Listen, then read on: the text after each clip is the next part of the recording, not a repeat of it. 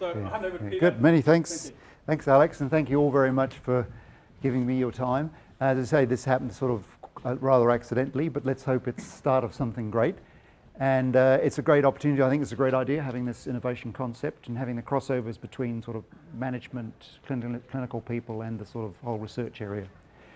I'm just going to sort of talk about the work we've done in one big project, and I'll concentrate in particular on this sort of three-dimensional thing. But just to say that I do think it's pretty important. The health sector is a large presence. There's very limited public information. One of the most staggering things in this project is that we don't know how productive or efficient hospitals are in New Zealand. No one's really done that work, and really it's extraordinary when you think of the resource going in there. But there is a huge amount of information. So what we've been trying to do is using existing information in order to keep the level of sort of resource required to mobilise it and sort of adding value to it. And I do think there's issues of accountability. I was an elected member of the Auckland Hospital Board way back, and I calculated at the time we were responsible for about 2% expenditure of 2% of New Zealand's GDP. And I felt we were not being run in a business-like fashion. But this is 20 years later, and I do think the health system's advanced a lot since then.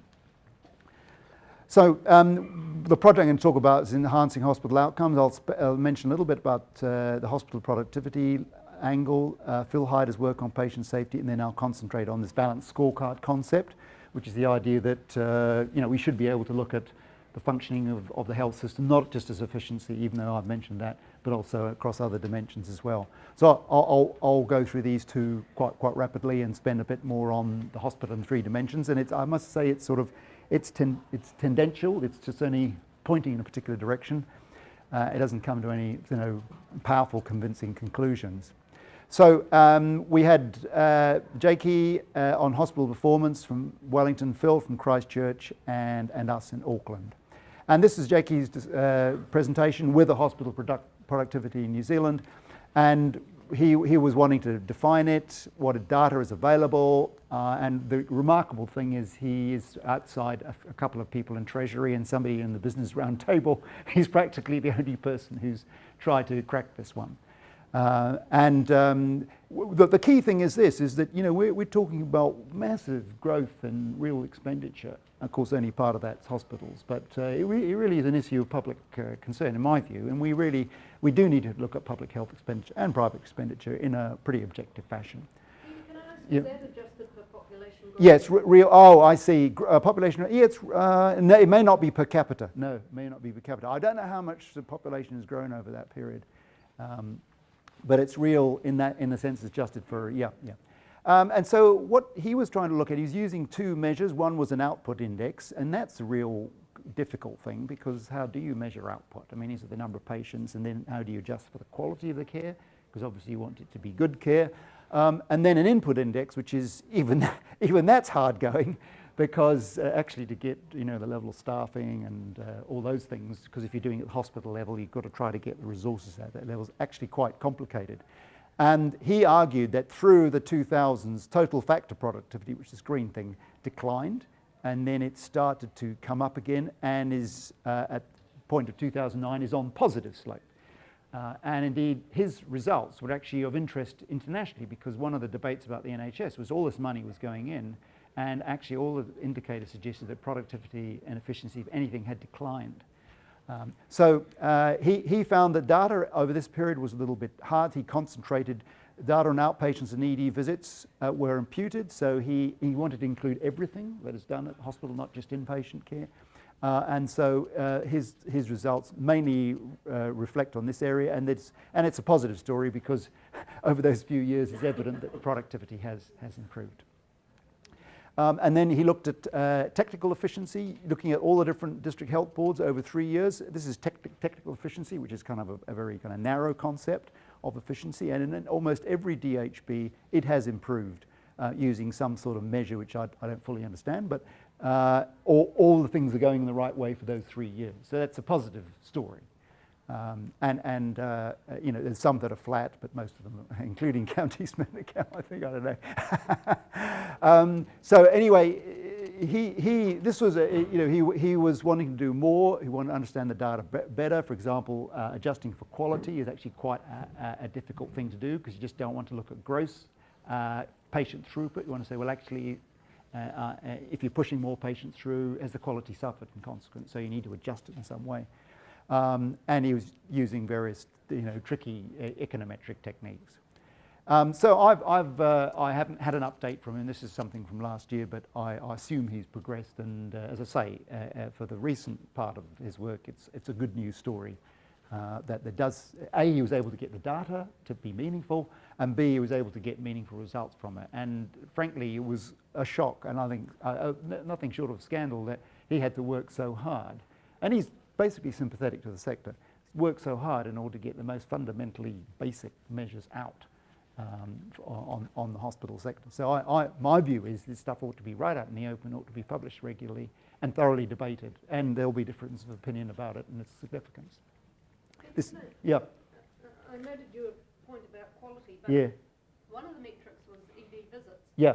You could say that actually we're doing better if we have fewer people coming to ED. Yeah. So how would that... I really don't know. This is his thing. So I guess he would say, for the resource that was going into the ED, he wouldn't be saying trying to reduce the number of people. He would say, for the resource you're putting in the ED, that's the sort of measure he's using. Yep. So the second, that was one part of a Health Research Council project, and that's the last Health Research Council project I've ever had. I don't know whether there's a lesson there, but the other part of it was Phil Hyder from Christchurch, and he was, again, using administrative data, trying to, as much as possible, use existing data to see whether we could develop patient safety indicators. And he had a whole thing here, and I won't go through this in any great detail, but, and I've cut out quite a bit. But his aim was to use these patient safety indicators to derive them from New Zealand administrative data and to just sort of do a descriptive thing. He's also doing a more analytical thing to see whether the measures actually line up with chart review. He's actually got a whole PhD. He's working in this area, so to see whether the administrative data actually helps predict chart review measures of patient safety. So he has some simple hypotheses. You'd expect variation over the study period, et cetera, So just to give you an idea, here's some of the indicators. These are derived from the ARC, which is an American agency who did this early work, and it's been translated into Australia, and then in turn into the New Zealand sector. And this is looking at the proportion of patients at risk, so that, for example, if you looked at obstetric trauma vaginal delivery with instrument, only 0.7% of patients are at risk. If you look at failure to rescue, 1.6%. So those are looking at patient safety measures on tiny proportions of the throughput in a given hospital. So they have their place, but you've got to put them alongside, for example, foreign body left during procedure, which potentially you've got, the denominator there is potentially nearly 70%. Even though it very rarely happens. So one's trying to get a sort of a basket, put it that way, of indicators. And I won't show you the results, but what I'll do is show you his conclusions. He says that New Zealand does have excellent publicly available data. He's a public health medicine specialist, incidentally. And that this means that they can be obtained unobtrusively and at low cost. And it doesn't rely on doctors recognising adverse events. It's my problem with the sentinel events thing. It relies on people reporting, and you get huge variations in reporting levels. But it does rely on a coder recognising. Yep. Well, no, the coder isn't asked to do that. You mean the raw data. Well, the raw data, but the coder's not asked to say whether it's an adverse event. No. They have to. Yeah, that's right. And they have to pick it up. Yeah, that's right. But the key thing is you're doing it for clinical reasons, not for reporting reasons. Once you move to that next category of saying, this is something that could be reported, in the media, I'm not talking about Yeah. that, but So the utility, he argued, varied. Several affect very small numbers. It could be used as a screening tool, for example. He was just sort of thinking aloud about how this data, which is so readily available, if you treat it in the right way, could be used for various purposes. So he was very aware of the shortcomings, and so this was just as kind of Some notable trends. Some were increasing, some were decreasing. I'm just not sure one should put any emphasis on that at all. The one thing that was evident throughout was that rates did increase with age, and we found that in our adverse events study that I did, which was dependent on chart review. The single most strongest trend was actually older people had more of them, and were more susceptible, and probably in all sorts of ways less robust. And also they were sicker, and they were having more things done to them. So you got a higher level of adverse events. A few other things here. There's some effects likely confounded by age. For example, if anything, actually it's the wrong way. You'd expect European patients to have higher levels because they're old. They tend to be of the older population. Some gradients by deprivation, but all this is just to say that these are kind of quite only indicative, and sort of he hasn't yet published this. One of the limitations, can administered data collected for another purpose be reliably applied, which is sort of your question to some degree. One of the things he's trying to do is to distinguish between events that happen to patients before admission versus those that happen after, because when does the coding happen, you see? So if the coding happens at discharge, then it's possible the person had something on admission, and that might have influenced the occurrence. One notable admission, which is actually surprising to me, no indicator for adverse drug events, because I thought there was a code for something due to medications, but it could be medications before admission, not after admission. So you would have to do something different with the current coding practice if you wish to use administrative data for that purpose. So before I go on to my own, going wrong direction, go on to the next one. Any questions? We've already had some questions from the arch questioner. Mary, I know from way back. Boy, did she make my life hell. No, seriously, Eddie. That's right. But those are other people's work, and I've just thought from the completeness point of view is that the whole idea of this project was to say we need to look at hospital health performance, in fact, not just hospital. We were actually looking at hospitals in a more multi-dimensional fashion. I hate to ask another question. Yeah, okay. But the safety indicators, are they the same as the Health Roundtable collect, or are they different? I really don't know what the roundtable ones are. These are based on originally the ARC ones, and then an Australian version, and so they're more research based. Yeah, because we all pay and we all put in data to the roundtable that has patient safety indicators. So it'd be interesting to have. Yeah. I'll ask Phil about that, because that's his area. Yeah. Sorry, there's a question there. Yeah. Just following on from Mary's point about maybe less patients in ED. Yeah. We could be having less patients with more complex Yeah. comorbidities, Yeah. because You got having to treat treat the. more Yeah. severity, so That's true. So you'd need more intense attention to those patients, because that could be perceived as a technical efficiency reduction. Yeah. But all you're doing is doing a better job with more people with more complex morbidity. Yeah. If the case mix adjusts that, Yeah, that's right. No, I mean, all these things, and that's part of the quality thing, is that it could be argued that actually because hospitals are perhaps getting more selective in the patients they're taking in, requiring more intensive treatment, so you're getting more spent per patient because they actually needed it. So, yeah, there are questions of that kind, and one hopes that these measures will be up to the mark on that thing. Yeah, good point, yeah. I still think one underlying all Peter is the issue that we don't really have a definition of what productivity is. Because in an era of chronic disease, is productivity more diabetes? I mean, clearly it isn't, but by the measures that we would have in the hospital, a successful hospital is one that treats more. Actually, and that's very much based on a kind of manufacturing principle.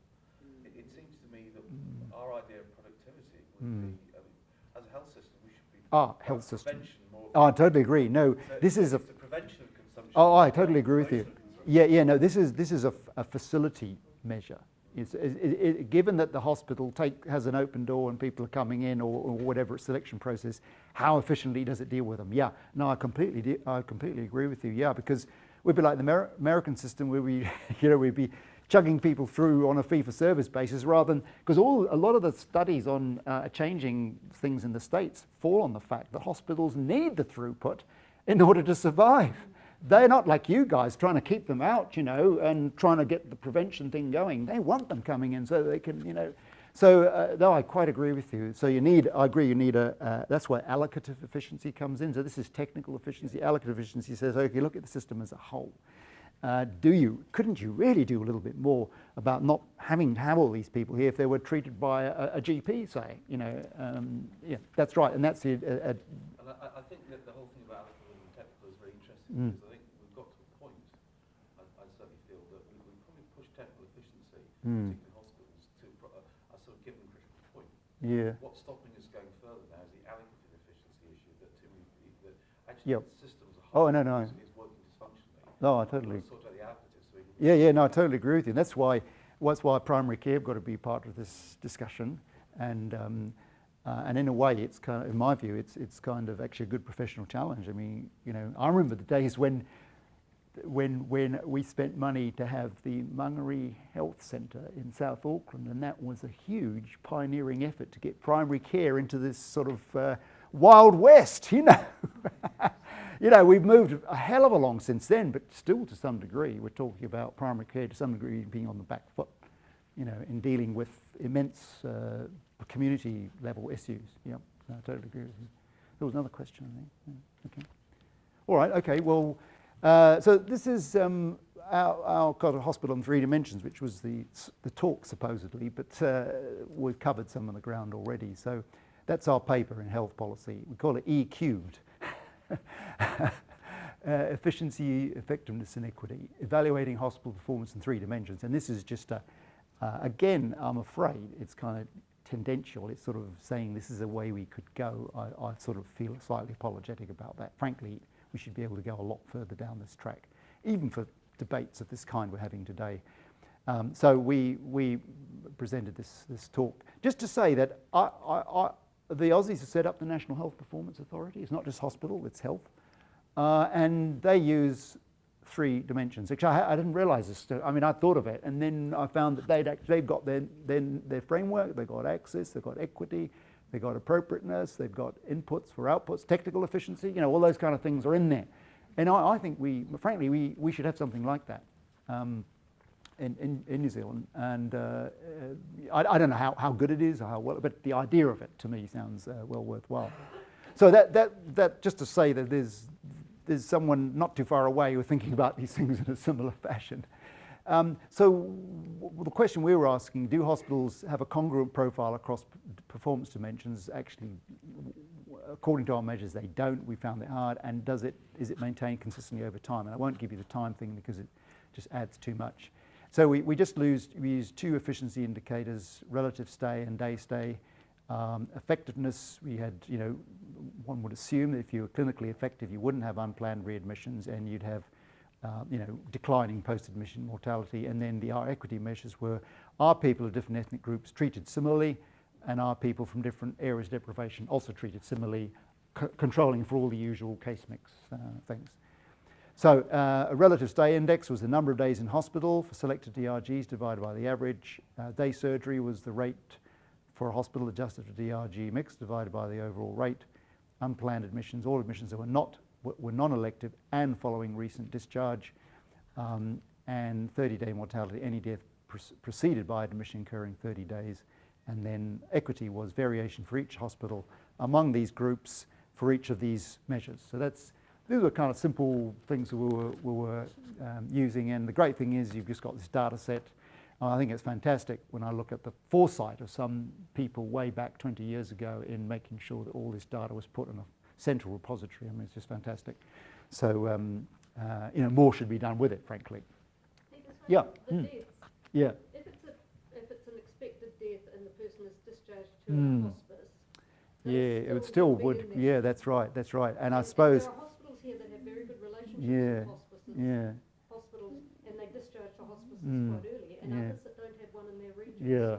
So Yeah, I mean, one of our difficulties in this is there isn't a good measure of severity of condition or acuity of the condition in this data set. There is one which actually Anne Richardson pointed out to me, which is dependent on the anaesthetic, some sort of American Anaesthetic Society measure of severity, but that only covers things that are going to surgery, I assume. So we were stuck with the number of comorbidities and the age of the patient as being about it. So we've got rather weak case mix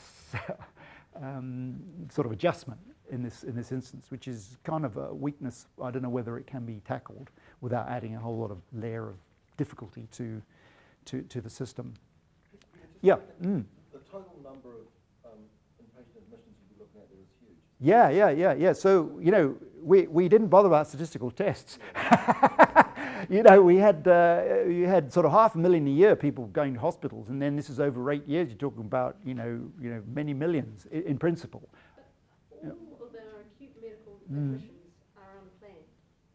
That's not pejorative. This is a readmission. You've got recent discharge. Yeah. How recent was that? Yeah. I'm not sure, tell you the truth. Okay. Yeah, all admissions that were non-elective and following recent discharge. Yeah, I mean, one of the things that's come out is this a conscious approach to clinical management, namely decreasing length of stay and then getting the person coming back in. But the idea here was this is unplanned. But the truth is, our data shows that actually these two, which we expected to, are inversely correlated. I mean, so there's something wrong here. They're not going together. So that's why I'm a bit diffident about making a lot of. Yeah. Did you have a question? No. Okay. Yeah. Okay. So On that one, sure. Yeah. there's a category called acute range, Oh, okay. and Yeah. patients that have, Yeah, that would be. they are medical, Yeah. but they're kind of planned. Yeah. So that wouldn't. Admissions for hematology, etc. Yeah. They would be counted as non-elective. Oh, that I'm surprised to hear. That's a bit of a pity. Yeah, because if it's part of a conscious management plan, it shouldn't be in this category, and that might account for some of it. Yeah, that's a good point. I'm going to put some of these things down.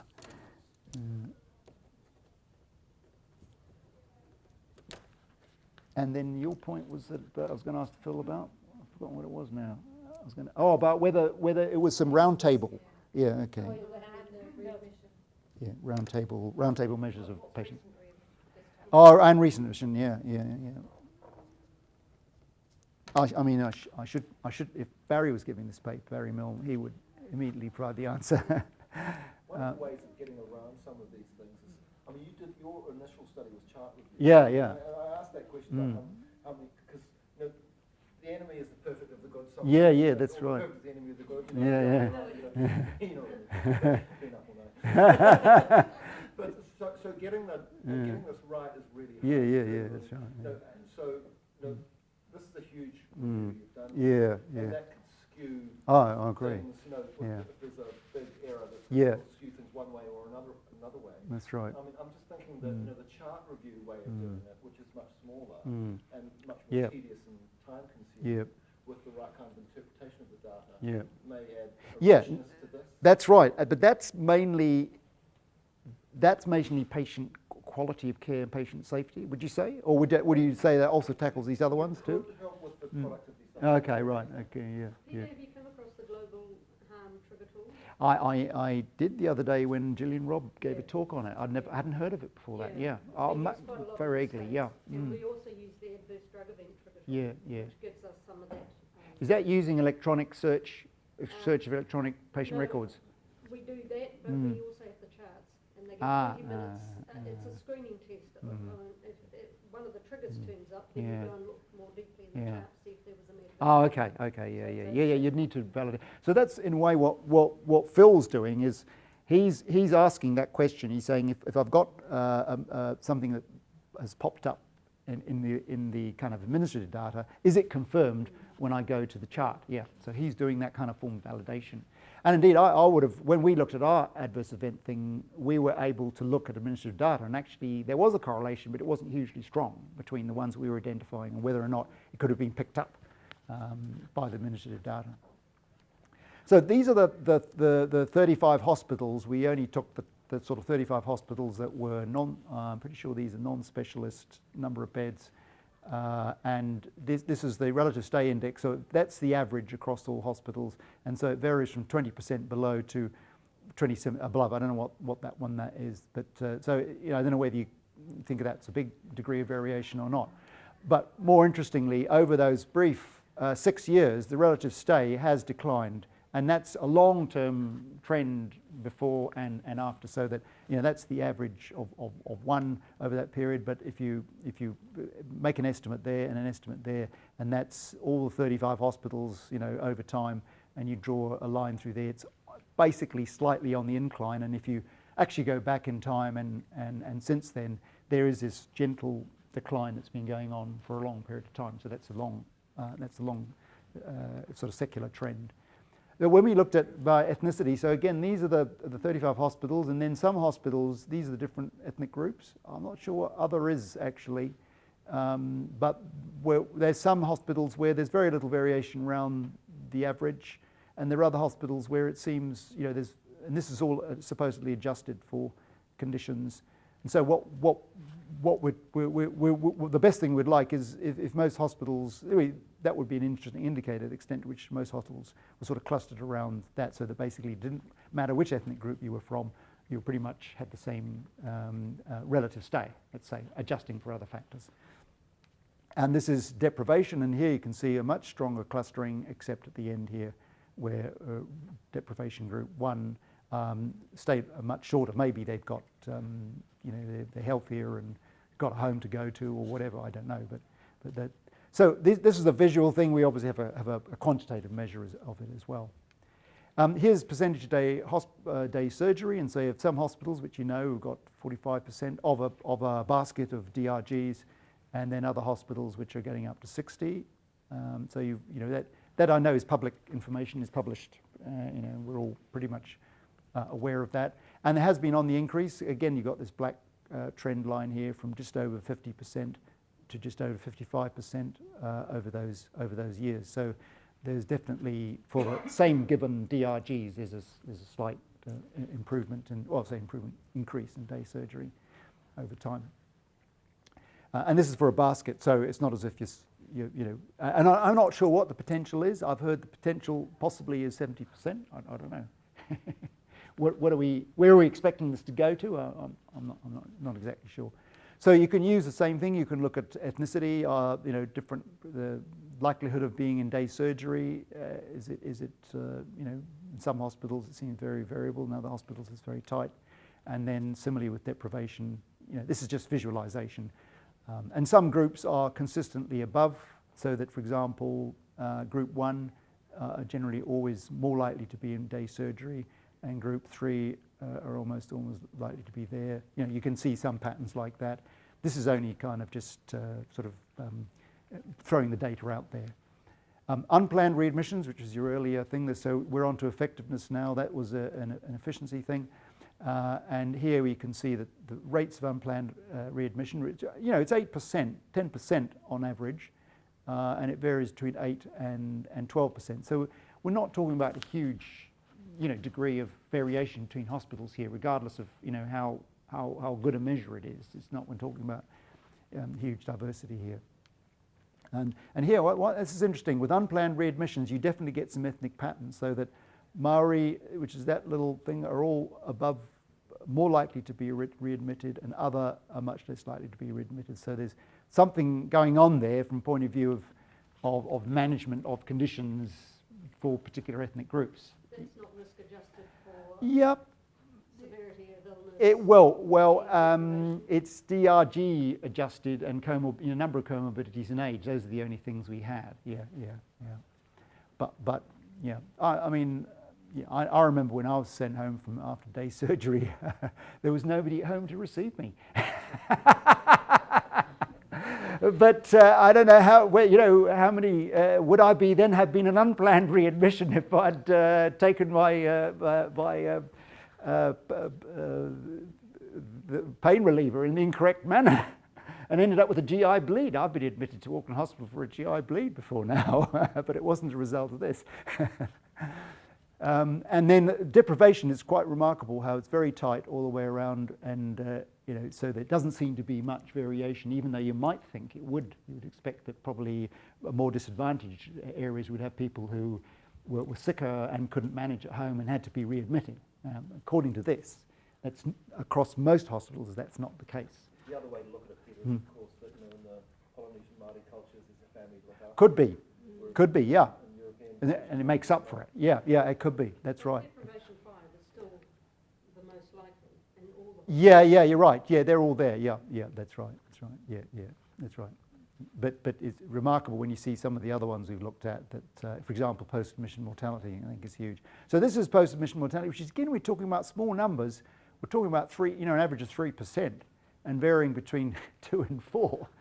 And indeed, all my work I've done previously looking at various measures of post-admission mortality show that despite everything that happened in the 1990s, which a lot of people were critical of, all, re-disorganisation, etc., this indicator continued its slow decline. In other words, improvement, despite everything. So there's obviously a long-term thing that's going on here, better clinical treatment, people are healthier, etc., which has actually meant that this measure is on a long-term decline track. So it's, in one respect, a good news story. Does that mean to say that hospital reorganisations have no impact on it? Well, that's right. Yeah. Well, that's right, because that's what, we had three reorganisations in those 10 years, and we took 40% of beds out, and it didn't seem to have any effect. And the patient mortality slowly declined over that period, unaffected. So, Well, only hospital related. I mean, the mortality rate is still 100% and will be 100% tomorrow. but 30-day post-admission, yeah, that's right. But here you look at the variation between ethnic groups. This is a real huge scatter plot, and you can see Maori are generally all above, and the European and this other group are generally below. So there definitely are ethnic patterns here, which could be to do with the inability to control sufficiently. But for deprivation, it's quite tight, except over here. So these were just various measures. We looked at the intercorrelations and relative stay and day stay. I mean, that's weak, 0.2. You expect the hospitals that are good at day stay are also efficient in other respects. In other words, the relative stay is lower than average.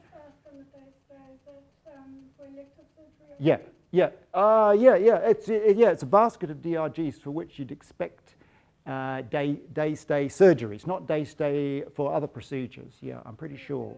Yeah.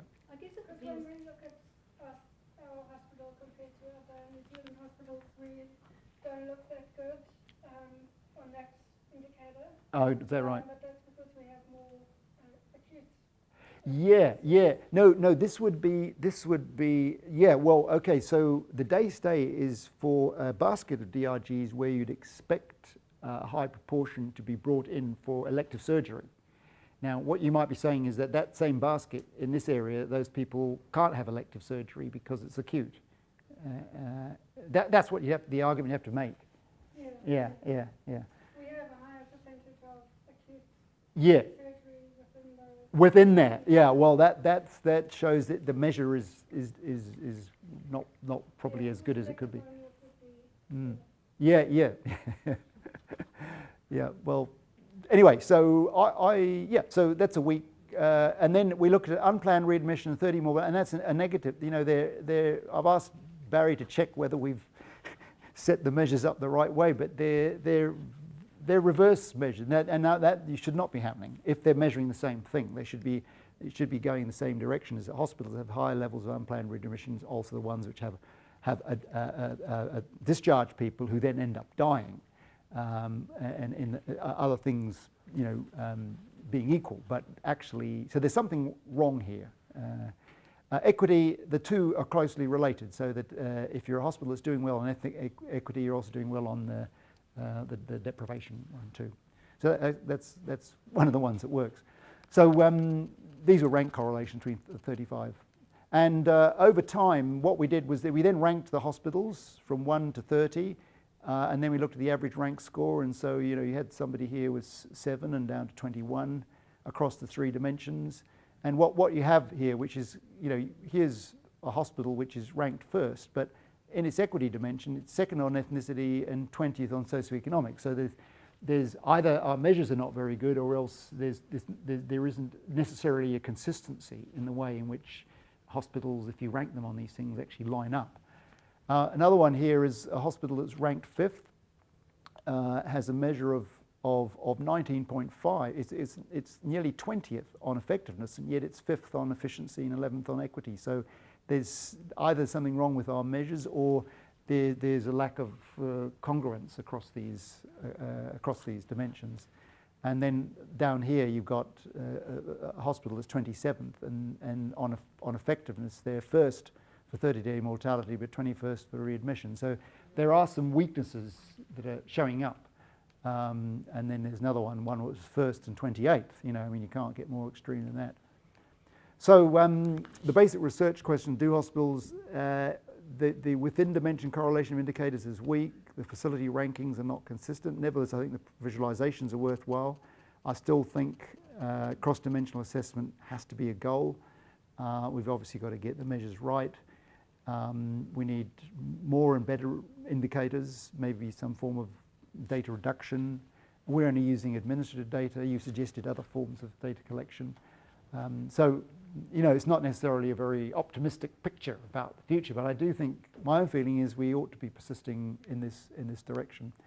So, looking at the 3 projects, JKey, Evidence of Public Hospital Productivity Improvement, which was kind of unexpected, was hard to get there, but also unexpected because all the other work from the NHS and the like was kind of, you know, saying the NHS had got all this extra money and just really hadn't improved in a whole, you know, lot of ways. Phil says routinely collected data are useful as a monitor and maybe as a screening tool. And our balanced scorecard, limited consistency, but it's still a useful concept, I think, to persist with, because I do believe we need to be evaluating our facilities, not just our health system, on a balanced scorecard approach. Thank you.